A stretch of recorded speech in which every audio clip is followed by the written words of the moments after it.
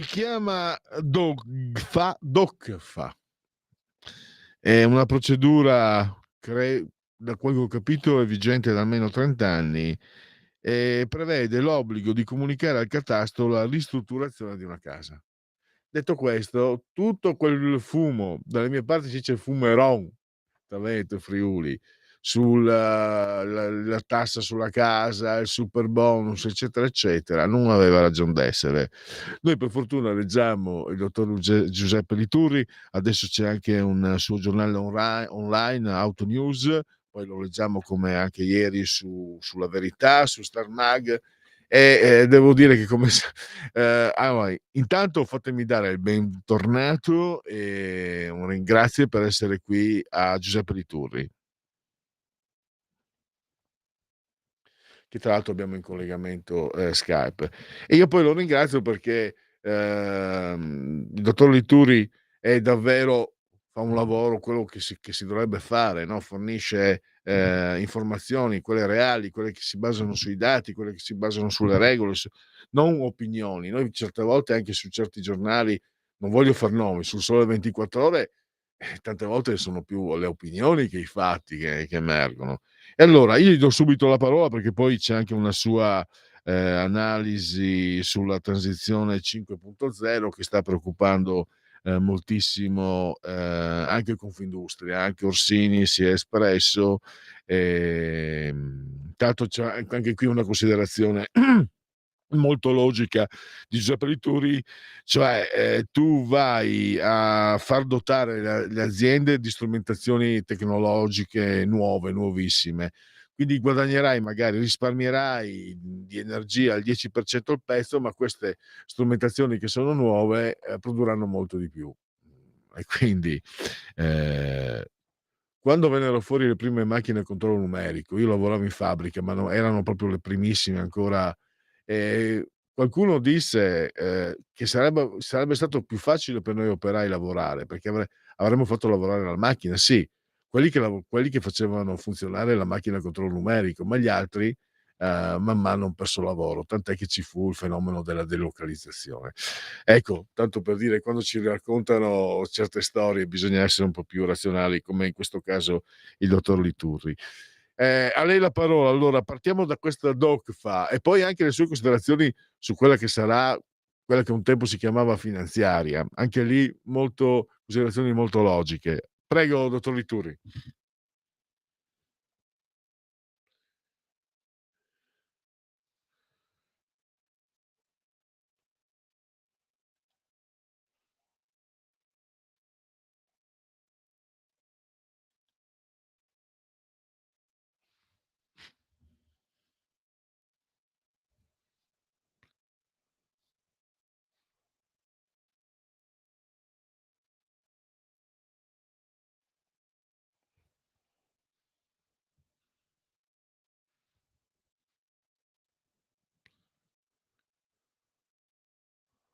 E tutti pregavano davanti al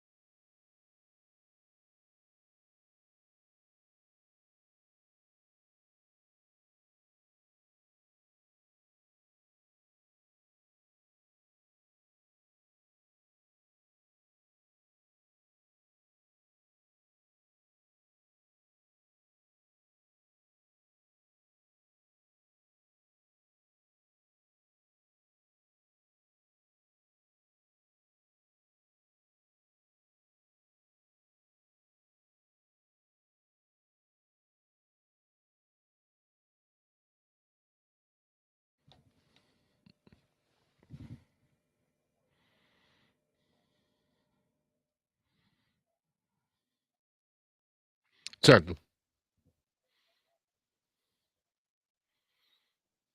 Mh.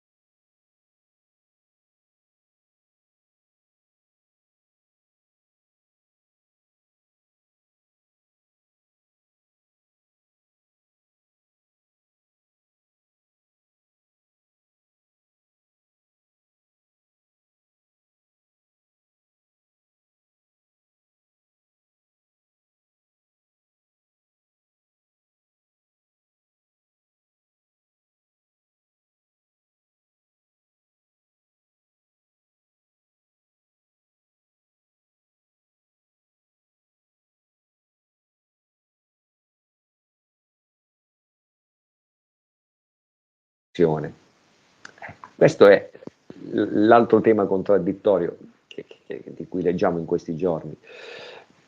Ne abbiamo parlato forse tempo fa, c'è un filo rosso su questi temi. Abbiamo parlato di accise, hanno parlato di accise per 10 giorni, dicendo tutto il contrario di tutto. Anche in questo caso non c'è scritta una parola in una norma di legge, seppur in bozza. E anche questo ci deve rendere molto attenti, molto prudenti rispetto a quello che leggiamo. E questo non è una constatazione che così si fa con leggero, perché è una constatazione che lascia un po' di amaro in bocca, perché ripeto, l'affidamento su una corretta informazione credo che sia uno dei pilastri della società civile, no? La libertà di informazione, la libertà di opinione è uno dei pilastri della nostra società, però se il livello è questo, io capisco il disorientamento del cittadino. Devo anche dire, visto che in qualche modo la cosa riguarda anche la mia categoria, Autorli Turri, i giornali non escono bene. Io devo dire, soprattutto certi giornali sono sfacciati. C'è un giornale, non faccio, che ha un nuovo direttore che si chiama Orfeo, che dirigeva Rai 3, La Repubblica, che nei giorni scorsi ha pubblicato un titolo che era praticamente la dichiarazione di Ellis Lane, ma infondata sulle tasse, completamente destituita. Proprio era il titolo della prima pagina, della prima pagina. Credo che bisognerebbe, adesso dico no, cosa banale, è chiaro che bisognerebbe porre rimedio, perché poi se tu vedi una cosa del genere fatta da Repubblica, allora io a Radio Libertà dico: "Beh guarda, io sono stato impostato diversamente fin dai tempi della Padania, poi ancora qui con Giulio Cainarca, che era la nostra radio, siamo stati impostati comunque, cioè alla serietà, perché se dici le bugie poi perdi credibilità. Non è per motivi onesti di sì, la deontologia per carità, ma se ti scoprono dire bugie poi non ti crede più nessuno e quindi, ti tocca fare il pagliaccio per andare avanti. Quindi se invece dici le cose come stanno, seriamente, perlomeno nessuno può beccarti in castagna. Però è chiaro che quando vedi tanta malafede dall'altra parte, certe volte ti scappa, no? Non siamo fatti di legno. E questo è un punto, perché i politici, già bisognerebbe dire che i politici non fanno il loro mestiere, perché Liturri, io credo che più o meno non siamo lontani come età. Quando eravamo giovani, lei è ancora giovane, quando ero giovane io, i politici si confrontavano sul dato oggettivo, si confrontavano, e se si confrontavano sulle idee, le idee erano le idee, con reciproco rispetto, altrimenti si confrontavano su dati reali e uno spiegava le sue. Adesso vediamo spettacoli, per carità, dall'una o dall'altra parte, poi è chiaro che io da questa parte vedo soprattutto gli sbagli degli altri. Questo è un punto che è molto importante, perché poi mi rendo conto col passare degli anni che ha a che fare con la democrazia, col senso che noi abbiamo di democrazia poi.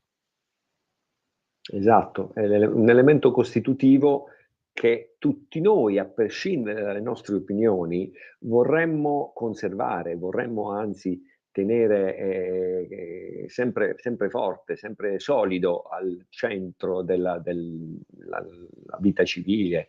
Però devo dire, queste vicende qui di queste settimane, e vi dico, eh, immaginate cosa accadrà tra 1 settimana, 2 settimane, quando finalmente avremo un testo, seppur in bozza, presentato alle Camere per la discussione, un testo di legge di bilancio.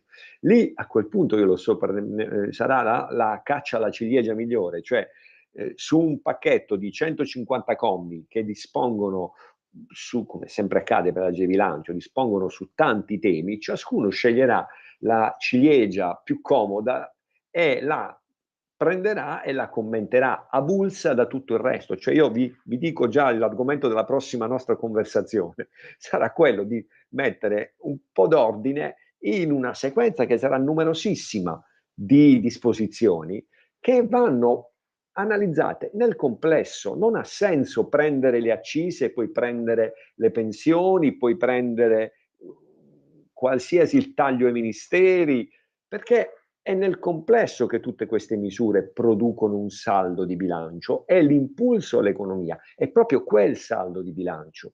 È normale, accade da sempre che per arrivare a quel saldo bisogna togliere a qualcuno e dare ad altri, oppure finanziarsi in deficit, che è quello che fa la legge di bilancio da sempre. Per cui cerchiamo davvero di riportare il dibattito, io l'ho chiamato in un ambito di igiene, cioè ripulirlo dalle cose spurie, dalle cose aggiunte per inquinarlo, rendiamolo trasparente e limpido, è il mio invito a tutti. Va bene.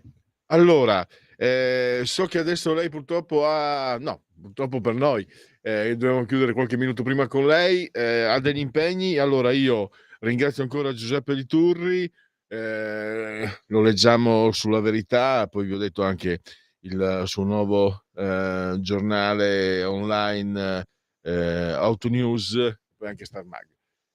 Grazie ancora, risentirci a presto. Grazie e buon pomeriggio. Allora, ehm, andiamo avanti, togliamo la condivisione e vediamo. Allora vi anticipo, perché poi nei convenevoli formulaici non vi ho neanche i convenevoli formulaici prevedevano anche la presentazione della trasmissione, ma è stato un po', per quanto gli ingredienti siano gli stessi, sono disposti in modo diverso, quindi è stata un po', una puntata non numero 0 ma numero 1, quindi un esordio. Ne approfitto perché tu sei da quelle parti, sto parlando delle Marche, sentiremo tu sei umbro, ma le Marche siete attaccati. Perché non vi unite come regioni che tu per i servizi, è utile per i servizi. Ehm, Parleremo con Giorgia Latini, perché lei che è stata vicepresidente della Commissione Cultura Montecitorio, è stata anche assessore regionale e ha centrato, è riuscita a far votare in Commissione Cultura il riconoscimento dei teatri storici delle Marche. Perché ve lo dico con un po' di calore, perché sapete che io metto in condivisione le immagini poi, no, che poi potete vedere sul profilo Facebook, sulla pagina del sito, in televisione canale 252. Io non credevo. Cioè è incredibile il numero di teatri che ci sono nelle Marche e sono tutti incredibili, sono bellissimi a vederli in foto. Immagino che dal vero siano ancora più belli. Allora mi ha la bellezza mi suscita sempre sentimenti, di soavità, di contentezza. E allora ne parleremo. E poi invece è molto interessante col professor Flavio Felice dopo le 14:35 le elezioni in America, ma non parliamo Harris contro Trump, parliamo del sistema americano che può essere definito, che il professore lo ha definito anche a un convegno proprio tenuto nell'Università del Molise, dove lui è docente. Si può dire che gli Stati Uniti alla fine sono comunque sono stati un laboratorio sperimentale di repubblica liberale riuscito, e spiega i meccanismi che governano i pesi, i contrappesi. Ci sono, forse c'è se aspetta, Pellegrini, tu fai il giornalista, dovrebbe essere proprio il tuo lavoro, quello di raccogliere informazioni e fornirle a chi ascolta. I sistemi elettivi americani sono complessi, sono molteplici. Il, ehm, il Senato viene rinnovato ogni 6 anni, ma un terzo del Senato viene rinnovato ogni 2. Poi la Camera viene rinnovata ogni 2.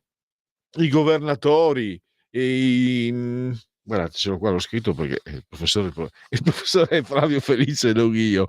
Ci sono poi tanti segmenti, ci sono i procuratori generali, i segretari di Stato dei singoli stati.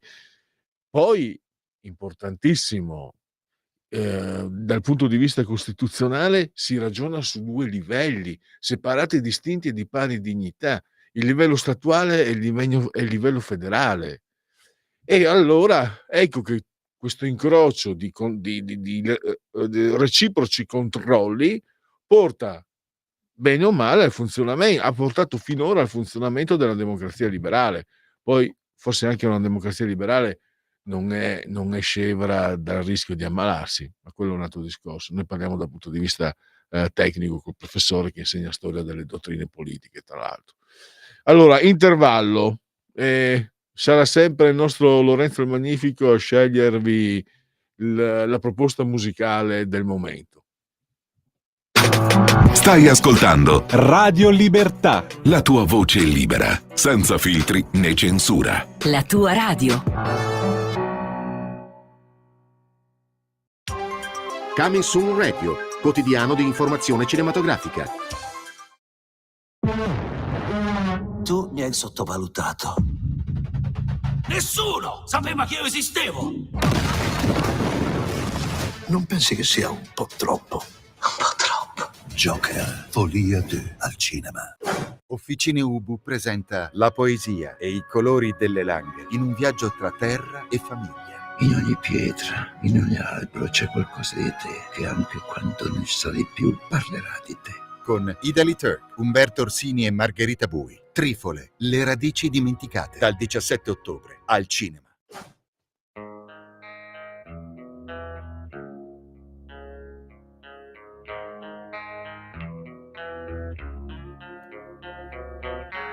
She has me like a Pisces when I am weak.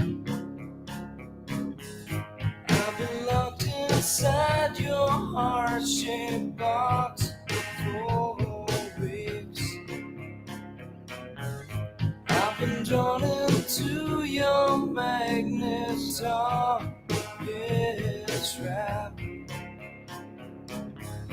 I wish I could eat your cancer when you turn back. Hey, wait, I got a real complaint. Forever dead to your prices. Hey, wait, I got a real complaint. Forever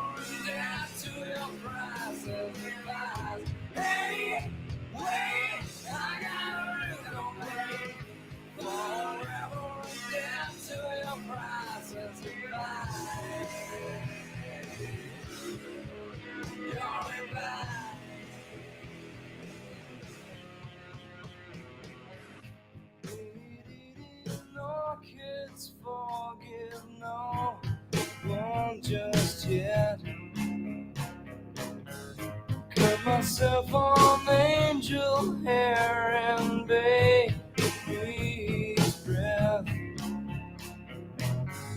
Broken helmet of your highness, I'm left back.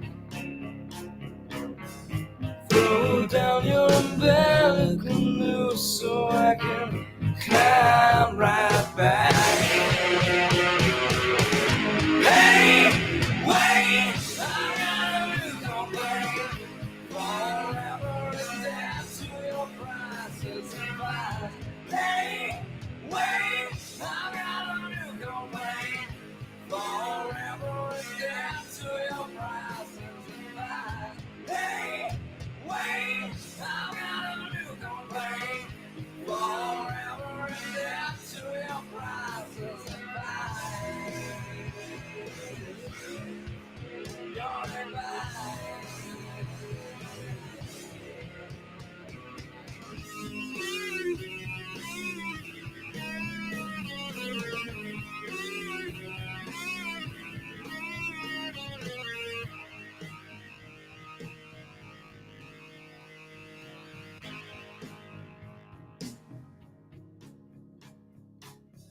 She has me like a Pisces when I am weak. I've been locked inside your heart-shaped box for weeks. I've been drawn into your magnet, been trapped. I wish I could eat your cancer when you turn back. Hey, wait, I got a new complaint. Forever is dead to your prices and lies. Hey, wait, I got a new complaint. Forever is dead to your prices and lies. Hey, wait, I got a new complaint. Forever is dead to your prices and lies. Your advice.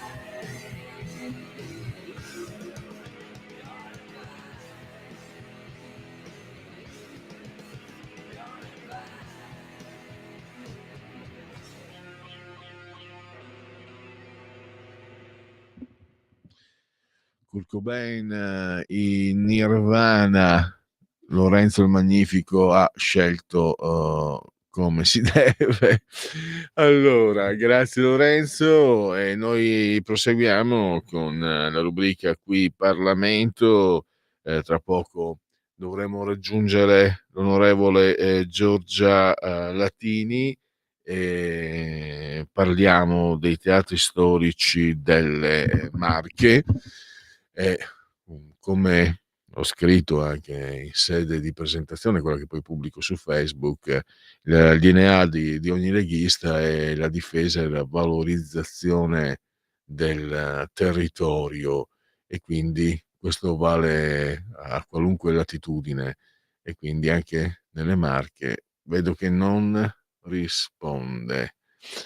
Allora, vediamo se riusciamo a metterci in connessione, altrimenti allora facciamo così, apriamo le telefonate, approfittiamo di questi spazi per dare spazio anche agli ascoltatori, visto anche un po' l'orario che si presta. Vi ricordo la diretta 02 92 94 7222, e poi il WhatsApp che non me lo ricordo, non mi ricordo il numero di WhatsApp, che insomma poi Lorenzo ce lo comunica. Andiamo a vedere anche un po' di novità. Primo gruppo di migranti diretto verso l'Albania, il trasferimento a bordo di una nave della Marina. Il drone a 370 km/h, così Hezbollah ha bucato lo scudo e colpito Haifa. Premio Nobel per l'economia 2024 a Acemoglu, non so la pronuncia, Acemoglu, Johnson e Robinson, per gli studi sulle diseguaglianze tra paesi. Perché calano le nascite? Mancano i genitori, non la voglia di avere figli, il segreto del declino demografico. E poi elezioni USA, perché può diventare presidente chi prende meno voti. Infermieri presi a martellate, l'aggressore si era nascosto sul pianerottolo, siamo riusciti a fuggire quando la luce delle scale si è spenta. L'intervista non me la sono persa, un'intervistona di Aldo Cazzullo a Giorgio Armani, era ieri sul Corriere della Sera. Caspita, quasi quasi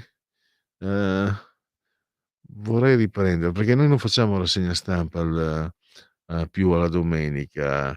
Io non so voi, ma per me Armani ha portato la bellezza. Armani ha reso disponibile la bellezza a noi comuni mortali. L'ha fatta riconoscere. E l'idea di portare, di indossare abiti che ci piacciono, con i quali ci piacciamo, e quindi ha migliorato la qualità della nostra vita, portando anche il suo stile a ridosso delle tasche comuni, quindi non delle boutique, perché non c'è niente da fare. I jeans Armani non sono come gli altri jeans. Sumo, anche una felpa Armani non è questa debolezza un po' borghese, lasciate che me la conceda. E poi, scusate, andiamo avanti, vediamo all'ANSA. Carabinieri al Ministero della Cultura, acquisiti i documenti ricevuti da Giuli, che ha assicurato massima collaborazione. Questo riguarda il caso San Giuliano Boccia. Il Nobel per l'economia a Acemoglu, Simon Johnson e James Robinson, via libera dai paesi UE alla direttiva sulla qualità dell'aria. Allora, vediamo. In mostra Sandro Visca, il prof omaggiato da Andrea Pazienza. Paz mi ritraeva con ironia micidiale, ma era un rapporto unico. Ah sì, mi ricordo, fantastico. Allora, non ha niente da fare, facciamo così. Io vi leggo, per stare sul pezzo e poi andiamo a chiudere, vi leggo un articolo che ho trovato del Resto del vediamo un po', forse non so se abbiamo una telefonata o una telefonata. Pronto? Pronto? Pronto? Sì, la sento adesso, prego, parli pure. Buongiorno, complimenti per non ci sentiamo da un paio d'anni, sono Mario. Salve. Allora, tanti complimenti. No, visto che trasmettete da Milano e voi so che siete gente molto sensibile, adesso non è che ho sentito la radio tutta la mattina, ma in gran parte io praticamente su Radio Libertà ho messo un chiodo proprio fisso e da lì non si smuove, lo puntello sempre col martello. Però trasmettere da Milano sarebbe opportuno oggi ricordare con commozione, visto che si ricordano sempre, giustamente dico io, le Fosse Ardeatine, Marzabotto, che oggi c'è il terribile anniversario della strage della scuola di Gorla, un quartiere di Milano dove morirono 184 bambini di 3, 4, 5 anni. Ecco, vorrei, se fosse possibile, un ricordo di quella tragedia dopo un bombardamento anglo-americano, caro Pellegrini, e voi che trasmettete da Milano, fare insomma un attimo per chi crede di preghiera, ma anche di ricordo per quelle povere creature che sono morte così in maniera atroce, incolpevoli. Si ricordano tanti massacri della seconda guerra mondiale, ma quello terribile di Gorla, 184 bambini di 2, 3, 4 anni, sarebbe opportuno da voi che trasmettete da Milano ricordarlo. Grazie. Grazie Mario. 20 ottobre 1944 è un episodio, io posso dire una cosa, non per quel che mi riguarda, io non ho mai avuto, non mi ricordo, in tanti anni che sono qui, non ho mai avuto l'opportunità di parlarne, forse una volta, cioè con una trasmissione specifica, con un ospite specifico sul tema. Però non la radio. La radio, mi ricordo i tempi di Ortelli, altri ancora, e anche successivamente, questa radio non ha mai nascosto come fanno, perché Luigi e Mario, io scopro la strage di Gorla e la scopro venendo qui ad abitare a Milano, soprattutto a lavorare nella Lega, nel Radio Padania, perché altrimenti sui libri di scuola, sulle trasmissioni documentari televisivi, quelle cose lì, e non si poteva, no? Era una strage delle truppe alleate, quindi non era bello, non era bello per gli americani. Ma io direi che a distanza di 80 anni le polemiche possono essere superate, deve restare il dolore, e forse adesso sono retorico, demagogico e populista, ma lo dico in senso, però in modo, lo dico con l'autenticità. Forse il ricordo di queste vittime, e ringrazio ancora Mario comunque di aver dato l'input. Facciamo un po' meno il gioco, io lo sapete, appoggio più Israele, il 7 ottobre mi ha impressionato, ma facciamo magari meno il gioco pro Putin contro Putin, pro Zelensky contro Zelensky, pro Israele, pro Hamas contro Israele. Facciamo veramente, cioè dobbiamo tenere presente che muoiono persone innocenti come questi bambini, 184 bambini, 11:29 del mattino, a scuola elementare. Attenzione, quando si parla di bambini sembra quasi che si parli certo, un tema molto sensibile, ma sono bambini. Io mi ricordo benissimo invece che a 8, 9 anni avevo piena coscienza, ero la parola un ometto, cioè ero una persona compiuta che doveva maturare le sue esperienze, ma a 7, 8 anni diventi persona consapevole e compiuta. E quindi questi bambini che sono morti dovrebbero spingerci a evitare che ce ne siano ancora. L'ho detto, Jean-Paul Sartre ha detto: finché ci sarà un bambino che muore di fame, io non ritiro il Nobel. Non so se mi spiego. Ah, perfetto, benissimo. Allora, abbiamo il vicepresidente della Commissione Cultura Montecitorio, Giorgia Latini, l'abbiamo in collegamento, la saluto, le do il benvenuto. È caduta la linea. Non è un momento eh, di fortuna. Tra l'altro, andiamo, allora, vediamo se riusciamo. Era caduta la linea e quindi vediamo un po' se riusciamo, perché è un non l'avevamo già messa? No, allora mettiamo la sigla. Qui Parlamento. Qui Parlamento. Allora, vi ho detto il vicepresidente della Commissione Cultura Montecitorio, Giorgia Latini, l'abbiamo in collegamento. Benvenuta, grazie per essere qui ai nostri microfoni, onorevole. Salve, buongiorno, un saluto a tutti. Allora, onorevole Latini, noi qui a Radio Libertà trattiamo cronaca politica, spesso anche notizie pesanti. Con lei ho veramente l'opportunità di parlare di bellezza, perché è stato approvato in Commissione Cultura il riconoscimento dei teatri storici delle Marche. Allora io adesso sto mando in loop. Noi siamo anche sul canale televisivo terrestre, sul canale 252, lo possono vedere anche poi chi ci segue in Facebook, sul sito.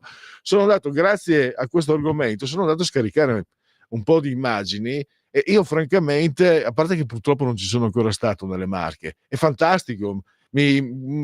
Io spero che lei apprezzi il mio entusiasmo sincero e genuino per la bellezza, perché questi teatri sono meravigliosi, è incredibile, è un numero enorme. Ho capito che voi siete la regione del Bramante, che è uno dei padri dell'architettura, e di Gioacchino Rossini, che è uno dei padri della musica operistica, però davvero, cioè, io adesso sto parlando con entusiasmo, voglio essere il più serio possibile, ma questo spiega Sì, sì. ampiamente quello che lei aveva cominciato a portare avanti già quando era assessore regionale. Cioè, qui ci troviamo di fronte davvero, infatti l'obiettivo è quello di far diventare i teatri storici delle Marche un bene riconosciuto dall'UNESCO. E io vi invito, andate a fare una ricerca e restate a bocca spalancata, tanta bellezza è quasi inaspettata, insomma. Si sa, tutti sanno che le Marche sono bellissime, ma vedere tutti questi teatri, vi perdoni anche l'ignoranza, non, però io vengo poi dal Triveneto, quindi magari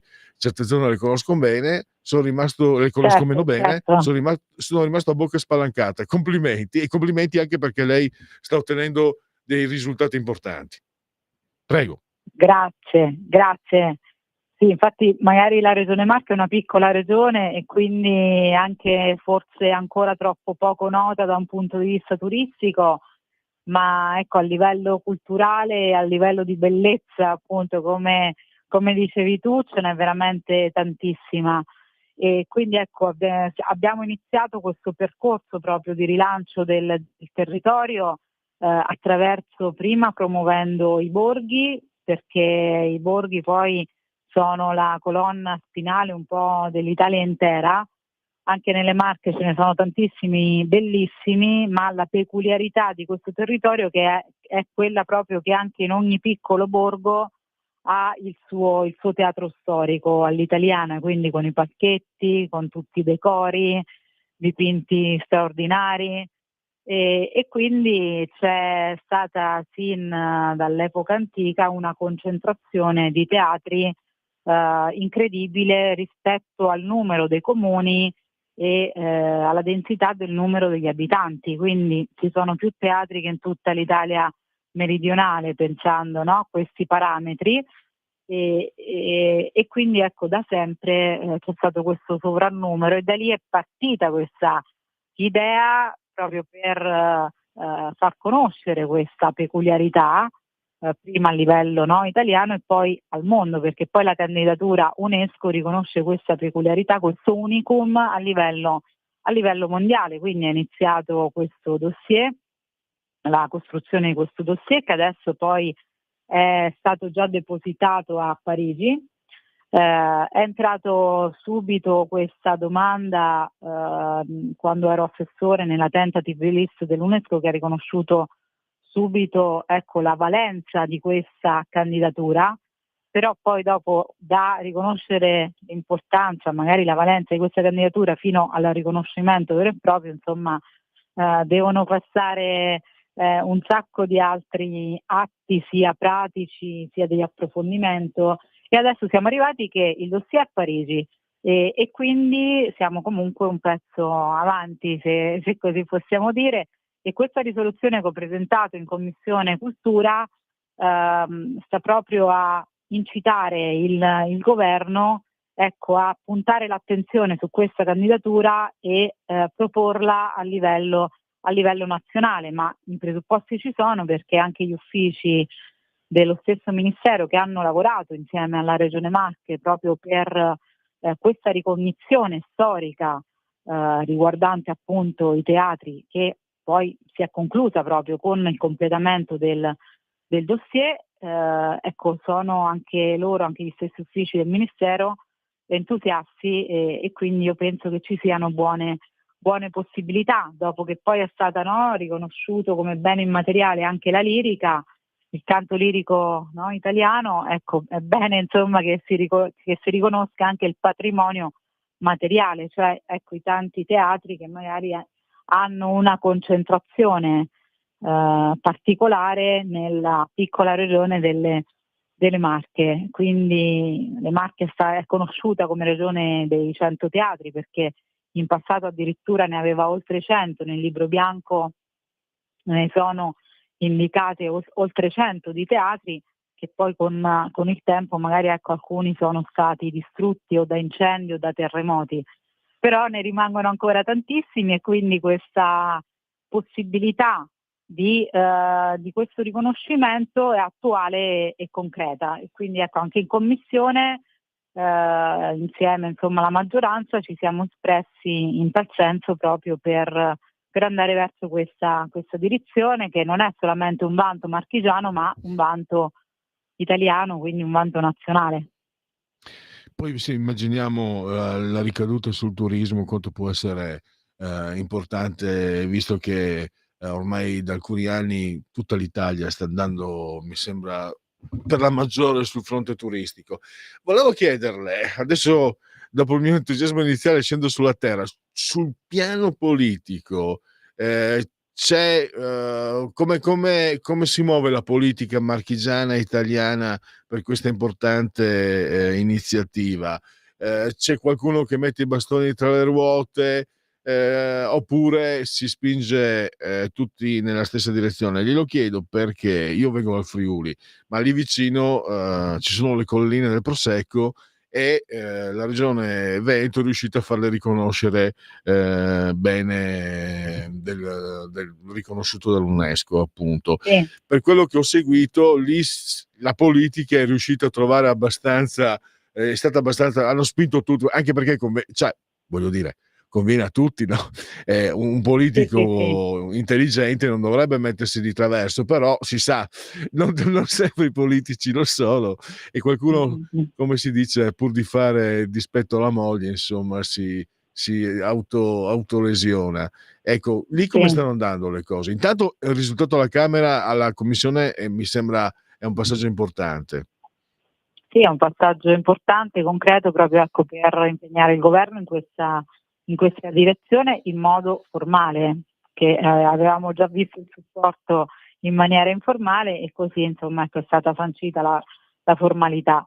Per quanto riguarda l'opposizione, non diciamo purtroppo hanno sempre qualcosa da recriminare, come per esempio che potevano essere inseriti più teatri in questa candidatura, come lo Sferisterio di Macerata, che però è sicuramente sì è stato riconosciuto anche di recente monumento nazionale con una legge dove moltissimi teatri e soprattutto una percentuale altissima, più di tutte le altre regioni, appunto nelle Marche, dove i teatri italiani sono stati riconosciuti in monumento nazionale, però lo Sferisterio in questo caso non rientra nella candidatura proprio perché lo stesso Ministero della Cultura, essendo un teatro, lo Sferisterio, ecco, contiamo che è una sorta di arena all'aperto con dei palchetti, un palco all'aperto, e quindi non avendo però le caratteristiche del teatro classico all'italiana,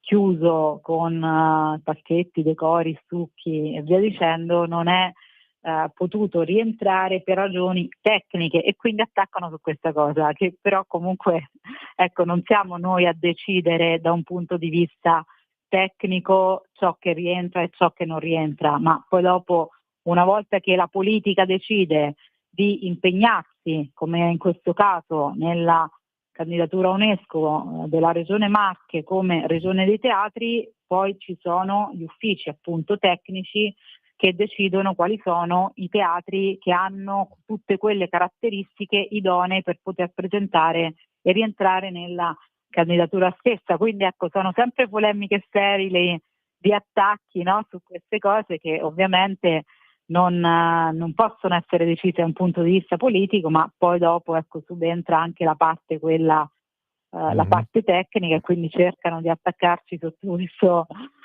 questo punto di vista che invece appunto non ha ragion d'essere, però ci siamo abituati e quindi ecco, cerchiamo di andare avanti in questa direzione, come adesso è stata invece per quanto riguarda lo Sferisterio, che è uno dei monumenti nazionali dove si fa cultura, perché d'estate ci sono tantissime opere liriche che si svolgono nel palco dello Sferisterio, che è uno dei palchi più grandi di Europa.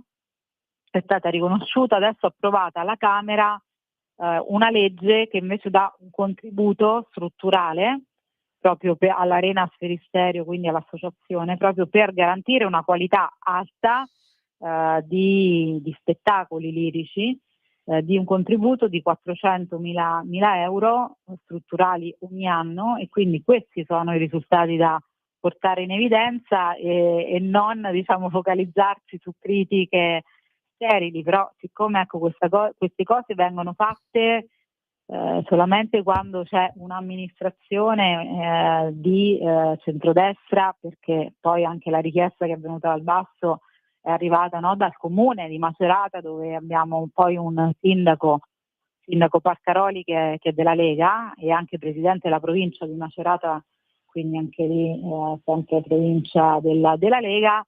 Ecco, si fanno azioni concrete, cosa che in passato, dove governava la sinistra, non sono mai state fatte. Quindi quando si fanno cose belle, a volte, insomma, invece che essere contenti, si soffre di critiche sterili scaturite, insomma, da un'invidia Purtroppo non è che una non novità. ha nessun senso.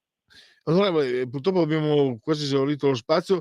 Mi sembra comunque in chiusura, abbiamo un minuto. Cioè, se ho capito, questo discorso sui teatri storici comunque si inserisce su una programmazione, su un percorso che lei porta avanti per tutto quello che può contribuire al turismo, alla cultura, Sì, alla assolutamente sì. diffusione di una regione che so per certo, relata a Refero, essere davvero molto bella.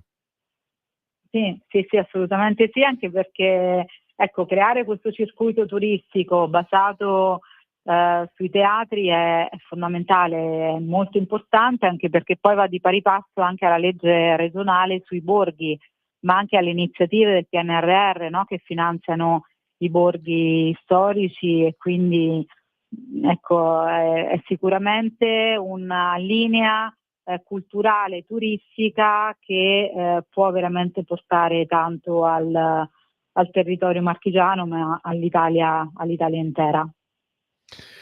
Benissimo, allora congratulazioni allora per tutto questo lavoro, io spero che ci sentiremo nuovamente per ulteriori aggiornamenti o anche per altro.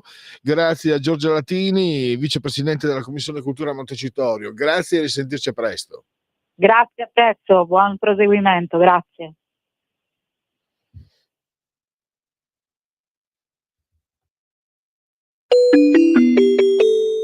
Qui Parlamento.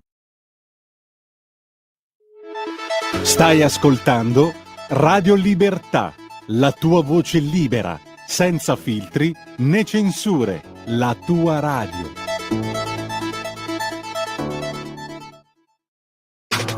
Stai ascoltando Radio Libertà, la tua voce libera, senza filtri né censura. La tua radio. Lo amiamo perché ci offre sempre le cose più buone e naturali. Linea Alberto Acerbis. Buongiorno care amiche, buongiorno cari amici, buongiorno buon gustai di Radio Libertà, da Alberto Acerbis. Qualche volta ho anch'io bisogno di togliermi qualche sassolino, c'ho bisogno, ne sento la necessità. Parliamo di olio extravergine di oliva, parliamo dell'olio Acerbis, ma non voglio parlare dell'olio Acerbis. Stamattina un pochettino ne parlerò, però voglio dirvi questo. Permettetemelo una volta, con il massimo rispetto, da chi mi conosce ormai da 25 anni lo sa. Allora, l'olio italiano oggi ha una quotazione che va dai 13 ai 18-20 euro al litro, secondo poi dall'olio, eccetera, eccetera. Un olio oggi di dubbia provenienza, quindi comunitario o extracomunitario, siamo intorno ai 12-11 euro. Allora, io non voglio farvi i conti in tasca, io devo parlare della qualità, se no parliamo di qualcos'altro, ok? Allora, cosa dura un litro di olio in una famiglia normale? Ve lo dico io di 4 persone, specialmente oggi. Un litro di olio vi dura più o meno quasi un mese. 6 bottiglie sono quasi 5-6 mesi. Adesso l'olio Acerbis viene a 14 euro al litro, estratto a freddo, certificato, le analisi chimiche in mano, tutto. Quello di dubbia provenienza 11, 12, 10. Adesso voi allora sono 6 un mese, 3 euro di differenza. Per questo qua è un calcolo matematico, io sono discalculico e dislessico, però questi calcolini ho imparato a farli sulla carta del pane, come facevano i bottegai una volta. O per 4 euro in un mese o 3,50 euro in un mese, quindi un litro d'olio, tu magari mi vai a scegliere, e rispetto la tua scelta, però dico magari mi vai a scegliere un olio che va però, ma non lo so, e poi magari ci lamentiamo perché nel girare la bottiglia leggiamo che è un olio che viene da paesi comunitari o extracomunitari. Insomma, io vi dico, prenotate l'olio, pare quest'anno ne faremo pochissimo. Sentite, sta già squillando i telefoni. 84 euro, 6 bottiglie da 1 litro, estratto a freddo a casa vostra, trasporto non lo pagate, analisi chimiche disponibili per voi, per il dottore, l'amico, il cugino, l'amante, per tutti. 030 68 40 408. L'olio Bu è sempre regalo.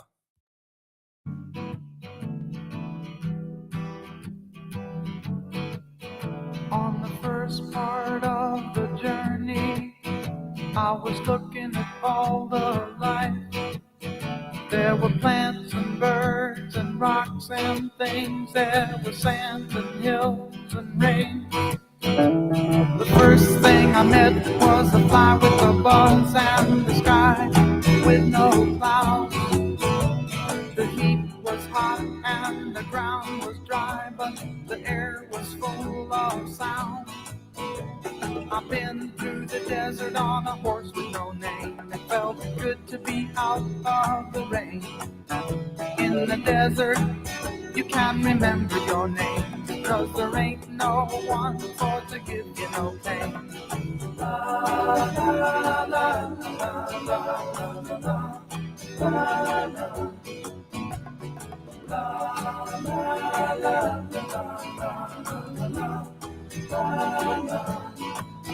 After 2 days in the desert sun, my skin began to turn red. After 3 days in the desert fun, I was looking at a riverbed, and the story it told of a river that flowed made me sad to think it was dead. You see, I've been through the desert on a horse with no name. It felt good to be out of the rain. In the desert, you can't remember your name, because there ain't no one for to give you no pain.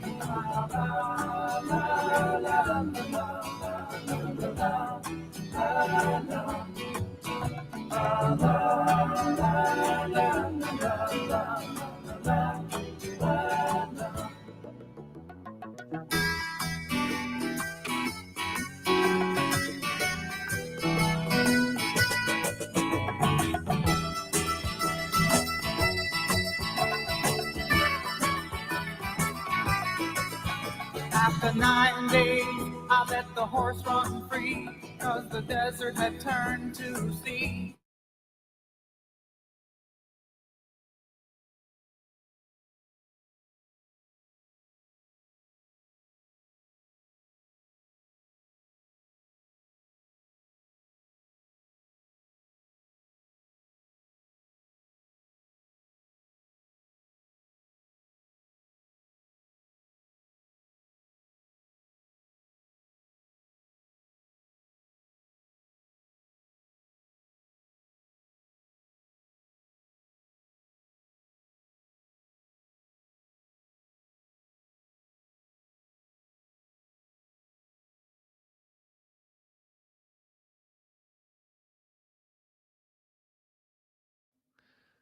A Horse with No Name. Chiedo scusa per la mia pessima pronuncia, sapete, io sono francofono e francofilo. Allora, non è un brano scelto a caso, è un brano che mi fa sovvenire antichi ricordi.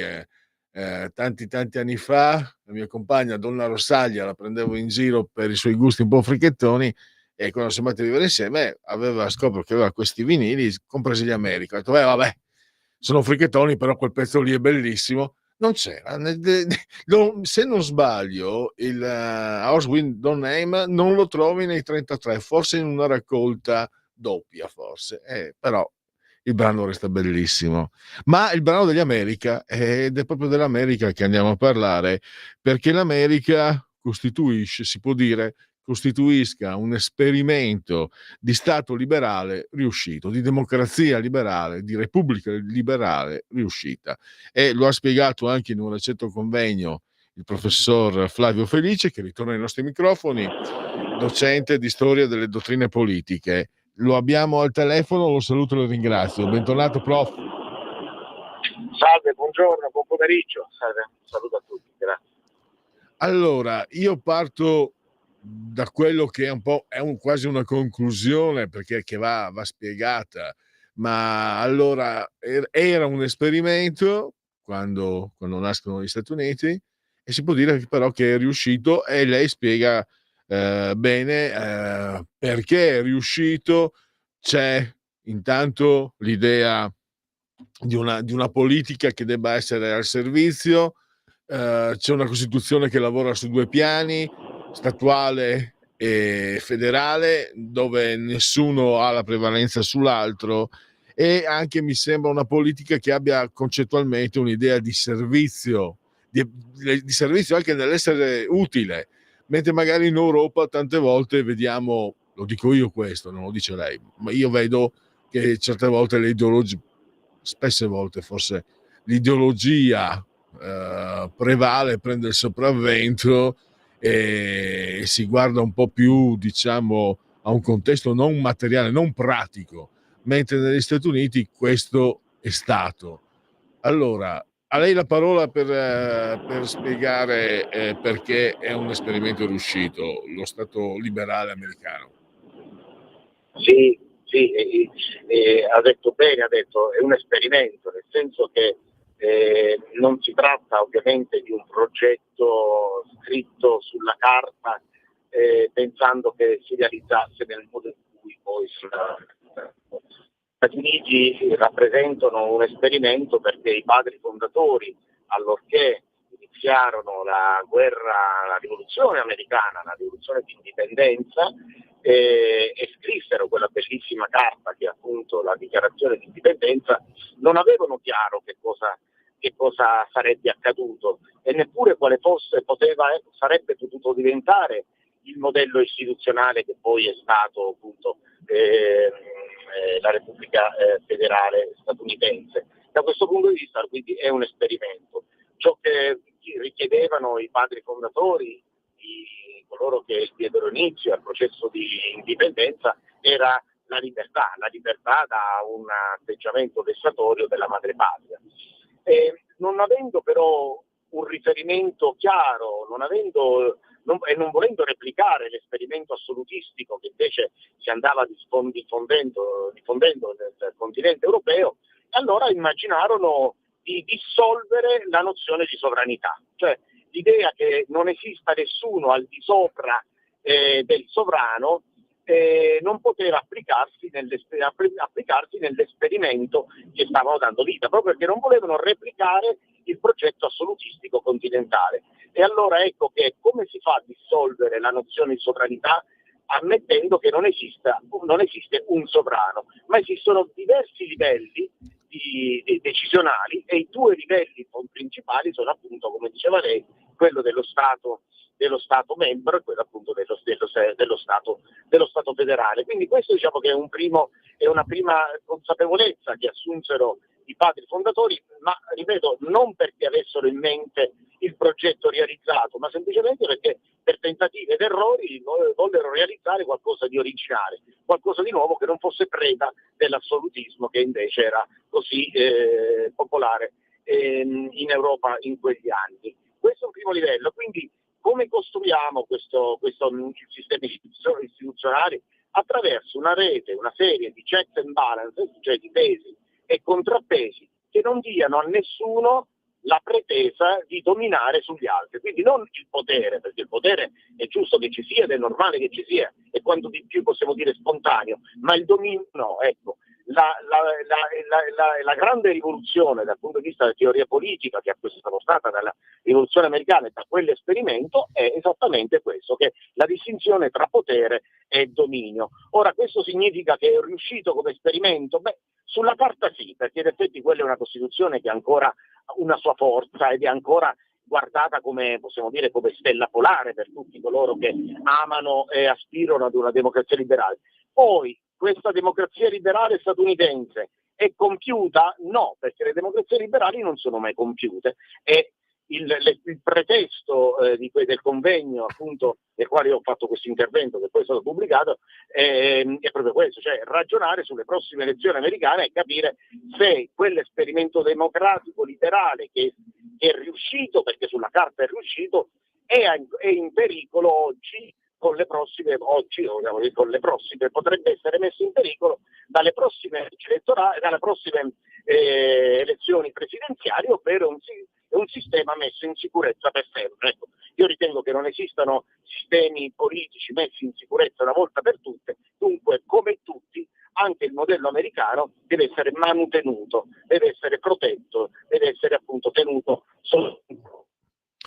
Lei ha scritto, no? La rivoluzione concettuale è che il potere non si presenta come forma costitutiva ma come istanza costituente, e questo ha permesso di vedere crescere una concettualità, un concetto politico che è quello del problem solving, no? Risolvo problemi.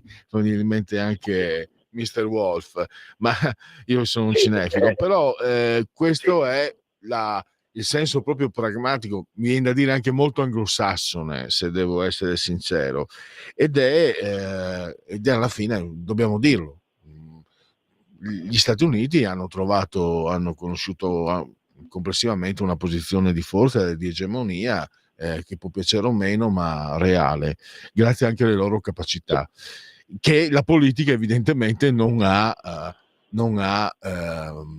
bloccato. Ho avuto la fortuna, bene o male, di conoscere un po' di politici, professore, quasi tutti, devo dire, ambito Lega, però i migliori mi dicono sempre: la politica non deve mettersi di traverso, deve lasciare che le cose, deve stare attenta che le cose vengano fatte bene, ma non deve mettersi di traverso. Un concetto tutto sommato leghista, ma anche molto, molto americano, mi viene da dire, quello del problem solving. Ecco, adesso siamo arrivati però in una situazione che da anni si sta portando avanti, la woke culture, tutto, diciamo, c'è molta, mi sembra, ideologia, e si è arrivati al punto, lei professore se lo ricorderà, fino a qualche anno fa, se in Italia se c'era un giornalista, un politico americano in Italia sentiva parlare, ma era un repubblicano, c'era un presidente democratico, ma se tu parlavi male del presidente democratico, lui difendeva il presidente democratico, e viceversa, se c'era un giornalista democratico, col presidente repubblicano tendeva a difendere.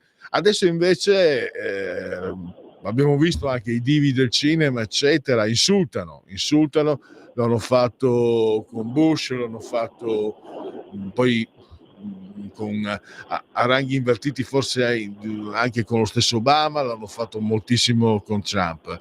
Ecco, possiamo dire che quel sistema di problem solving, quindi di assoluta funzionalità, sta subendo delle botte, dei colpi? È proprio quello, infatti io ho concluso il mio intervento prima dicendo questo, cioè il modello americano è un modello, non è perfetto, è un modello perfettibile, perché parte dal presupposto che non esistono modelli perfetti, di conseguenza dobbiamo sempre avere cura delle istituzioni affinché non deraglino, affinché non diventino qualcosa di estremamente diverso. E cosa c'è di più diverso rispetto, se teniamo conto del modello liberale e democratico, è la visione invece assolutistica di quella che considera una sola cultura? Lei faceva riferimento alla woke culture, e la woke culture rischia di diventare la nuova cultura egemone che nega il pluralismo all'interno del sistema politico. Non è l'unica possibilità. Lei ha citato la woke culture, secondo me la woke culture è un'espressione di egemonia culturale che nega il pluralismo e dunque anche la possibilità di pensarla in maniera diversa. Ecco, quando l'egemonia si sostituisce al pluralismo, ecco che i sistemi liberal democratici rischiano di essere sopraffatti da nuove forme di assolutismo. E gli Stati Uniti d'America, come l'Italia, come la Francia, come qualsiasi altro paese che si ispiri alla democrazia liberale corre questo rischio, lo corre veramente. Ecco. E quindi secondo me la posta in gioco è veramente importante, sia per le prossime elezioni presidenziali, a prescindere da chi vinca. Io non dico che se vince l'uno o l'altro, il problema è che sia che vinca l'uno sia che vinca l'altro, il rischio che il pluralismo culturale all'interno di un modello liberal democratico possa essere incrinato. Questo è quello che volevo dire, ecco, non tanto mettermi dalla parte dell'uno o dell'altro dei candidati, No, certo. la cosa mi riguarda, ma è proprio il rischio di trasformare, di convertire la democrazia liberale, proprio perché riteniamo che sia ormai messa al sicuro, no? Ormai messa in cassaforte, e lasciarla a qualsiasi egemonia. Ora, qualsiasi forma di monopolio culturale produce il deserto delle idee, e nel deserto delle idee fioriscono soltanto i malifiori, i cattivi fiori, quelli che appunto negano la democrazia liberale. È un rischio che corrono tutte le liberal democrazie. Devo anche dire però che mentre ascoltavo mi è venuto in mente, quasi non voglio contraddirmi, no? Però sia pure in momenti così problematici per gli americani, comunque mi sembra che il sistema regga anche per il fatto di essere stato pensato con pesi e contrappesi. Io ho detto bisognerebbe che anche io che faccio questo mestiere studiassi e divulgassi, facessi conoscere, perché le elezioni c'è il rinnovo della Camera ogni 2 anni, il rinnovo del Senato ogni 6, ma ogni 2 si cambia un terzo, il presidente non può stare più di 8 anni, più di 2 mandati, i giudici supremi, cioè c'è un sistema di pesi e contrappesi molto complesso, ma professore, è merito suo anche che l'ha spiegato bene, però mi sembra molto chiaro, cioè lì non si può fare come vedo in un paese a caso, l'Italia, è come dire prendere Montesquieu così col beneficio di inventario, no? I tre poteri separati. Lì mi sembra che sia una situazione che ha ancora la sua chiarezza pure in questi anni così tumultuosi, mi sembra, grazie proprio al fatto che è stato articolato molto bene, che l'architettura è stata fatta con grandissima efficacia, mi sembra.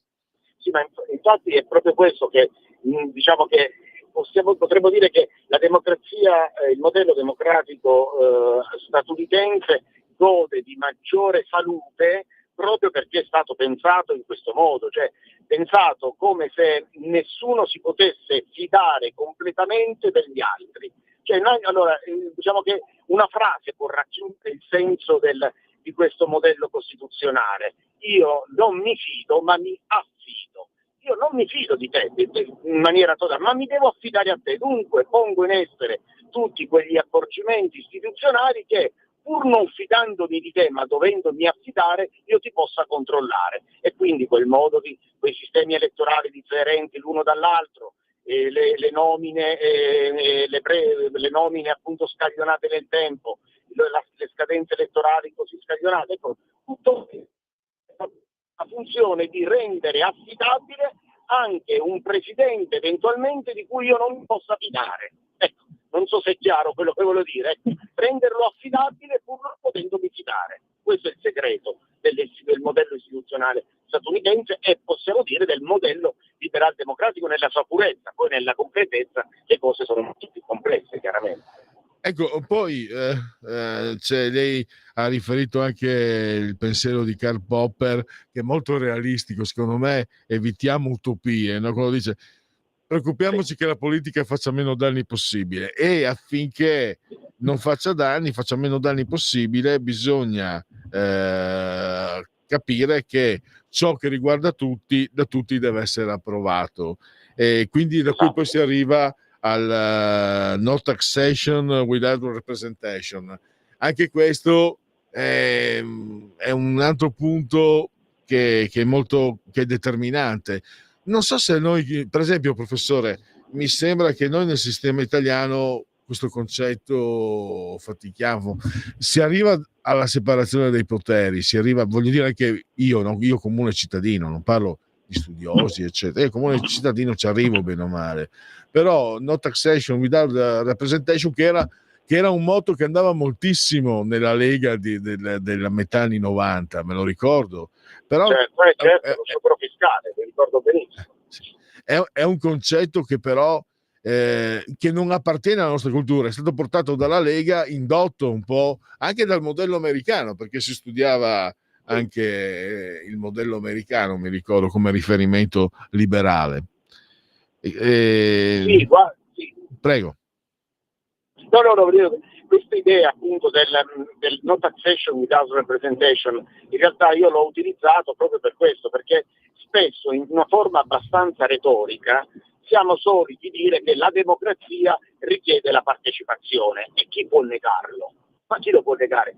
Ma quale tipo di partecipazione? Perché anche i sistemi dittatoriali, anche i totalitarismi chiedono partecipazione, ovviamente una partecipazione che assomiglia molto all'ossequio, che assomiglia molto al plebiscito, ma è comunque una forma di partecipazione. Ecco, i sistemi liberal democratici invece, basandosi proprio sull'idea di no taxation without representation, richiedono che al centro, al cuore della democrazia liberale ci sia la rappresentanza politica, ancor prima che la partecipazione, cioè io partecipo e dunque contribuisco anche con il tributo, con le imposte, con le tasse, nella misura in cui le mie istanze sono ben rappresentate, e dunque la più alta forma di partecipazione, che è appunto la contribuzione, perché abbiamo bisogno di ospedali, abbiamo bisogno di strade, abbiamo bisogno di infrastrutture, abbiamo bisogno di tante cose che vengono appunto dalla collettività. Bene, se io ho bisogno di questi beni e devo contribuire, e questa è la più alta forma di partecipazione, è necessario che io sia altrettanto altamente rappresentato. Ecco, quindi il cuore della democrazia liberale non è la partecipazione in quanto tale, ma è la rappresentanza dalla quale dipenderà poi la mia partecipazione, perché se io non sono rappresentato vedrò la democrazia così come si è costituita come qualcosa che non mi riguarda, e se non mi riguarda vorrà dire che se la curino gli altri, perché me la devo curare io se è una democrazia che non si preoccupa di me. Dunque la rappresentanza politica è veramente il cuore, quindi tornando a quello che dicevamo all'inizio, cioè avere cura delle istituzioni, della democrazia, avere amore, possiamo dire, per le istituzioni, significa in primo luogo dar vita ad un sistema istituzionale che consenta la più alta forma di rappresentanza politica, proprio perché io senta le istituzioni mie e dunque io me ne prenda cura. Ecco, andando verso la chiusura, le dicevo questo perché magari può essere antipatico o meno. Aldo Grasso credo che siano delle figure intellettuali di più alto livello in Italia, si occupa di spettacolo ma non solo, e domenica, se no ieri, ha stigmatizzato Giancarlo Giorgetti perché parlando di tasse ha parlato di sacrifici, e si evince quella posizione che era anche del fondo di Scalfari, eccetera, che in Italia le tasse siano viste come un tributo. Mi viene in mente la figura medievale del signorotto che andava, la mezzadria, il signorotto che andava a prendersi i soldi, non all'interno di un rapporto maturo, perché forse Aldo Grasso non lo sa, lo dico con stima perché è molto intelligente, può essere odioso e antipatico, ma è veramente preparato e intelligente, però forse Aldo Grasso non lo sa, io sapevo, non so se succede ancora, presumo di sì, alla fine dell'anno, quando c'è la relazione del ministro delle finanze tedesco, comincia ringraziando i cittadini tedeschi per aver pagato. Mentre da noi abbiamo avuto un ministro, pace all'anima sua, che disse pagare è bellissimo. No, non è né bello né brutto, è giusto, però in cambio devi darmi qualcosa. Fare questo ragionamento al di fuori di certi ambiti è davvero, cioè non c'è solo intendo dire, professore, che non c'è solo la malafede, ok, quando c'è la malafede la metti, c'è proprio una non predisposizione mentale ad accettare un discorso di questo genere in Italia, ma anche con soggetti di grandissima intelligenza e cultura. è vero ed ha un nome tutto ciò. E il nome è funzione extrafiscale del tributo, cioè si ritiene che in fondo il tributo non sia il prezzo che noi paghiamo al servizio che ci viene offerto da un privato o da un pubblico o dal pubblico o dallo Stato pubblico, bensì l'obolo che si deve al signorotto, che si deve al feudatario. Ma questo è un problema culturale che abbiamo noi, cioè, siamo un paese che viene da una tradizione feudale e in alcune sacche del paese esistono ancora realtà, diciamo così, che ricordano l'economia feudale, e noi siamo figli di quella storia. È ovvio che no taxation without representation è il contrario, cioè io pago nella misura in cui sono rappresentato, nella misura in cui il servizio che mi viene offerto è di mio gradimento, altrimenti non ti pago. È un modo completamente diverso di intendere l'istanza pubblica, cioè l'essere presente nell'ambito pubblico. Da un lato è appunto lo Stato come vecchio antico feudatario al quale noi dobbiamo l'obolo, altro è invece lo Stato come servizio al quale io sono disposto a pagare la quota che mi compete per i servizi che ricevo. Sono due modi completamente diversi di ragionare, però. Per equità, devo dire, mi sono fatto prendere la mano, che anche a parti invertite c'è un senso di non pagare le tasse, che furbo che sono, non pago le tasse. Certo, Sì, certo, no, perché sennò certo, io... è vero, ha ragione. No, perché chiaramente, prof, Radio Libertà, qui la vedo un po', professore, chiaramente la vedo in una certa prospettiva. Io stesso, quando in alcuni anni ero un lavoratore autonomo, mi sono visto arrivare di quelle sberle di tasse che ho detto, però, e lo Stato non ti spiega, te le dà e poi ti chiede anche di pagarle per il prossimo anno. Sì, ma guarda, quest'anno mi è andato benissimo, il prossimo anno non lo so. Vabbè, allora... Andiamo lontano, io invece so che lei adesso deve anche andare a insegnare ai suoi allievi tra poco, la lascio al suo insegnamento e complimenti anche agli allievi che l'ascolteranno, e grazie ancora a Flavio Felice, docente di storia delle dottrine politiche. Risentirci a presto, prof. Grazie, buon ascolto a tutti e buona giornata, arrivederci.